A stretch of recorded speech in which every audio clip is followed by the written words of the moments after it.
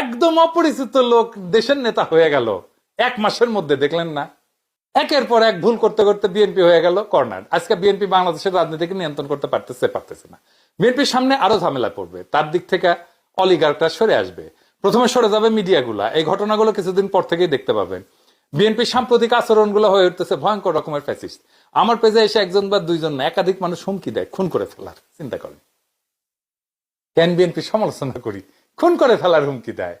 আওয়ামী লীগও হুমকি দিত ইনবক্সে, আর প্রকাশ্যে ওরা হুমকি দিচ্ছে 32 নম্বর ভাঙার পরে। কিন্তু বিএনপির কোনো ভয় ডর নাই, প্রকাশ্যে হুমকি দেয়। আমি আজকে একটা দেখাচ্ছি কি কারণে সে আমরা দেশে আসতে দেবে না, বা আসলে বাইসা থাকতে দেবে না, ওটা ওরাই জানে। এরা ক্ষমতা আসলে কি করবে আল্লাহ মালুম। রাজনৈতিক দল তার আশেপাশে বন্ধু রাখে, যারা ঠিক দল করে না কিন্তু একটা লুজ সম্পর্ক থাকে তাদের সাথে। আওয়ামী লীগের কাছে কিন্তু মাস্টার ছিল, সেজন্য আওয়ামী লীগ এতদিন রাজত্ব করতে পারছিল। বিএনপি সবাইরে শত্রু বানায়। এদের কর্মীদের রাজনৈতিক শিক্ষা এতই দুর্বল, এরা যখন দাবরানির উপরে থাকে তখন কেসো হইয়া থাকে, আর যখন ক্ষমতার গন্ধ পায় তখন নেকড়ে হইয়া ওঠে।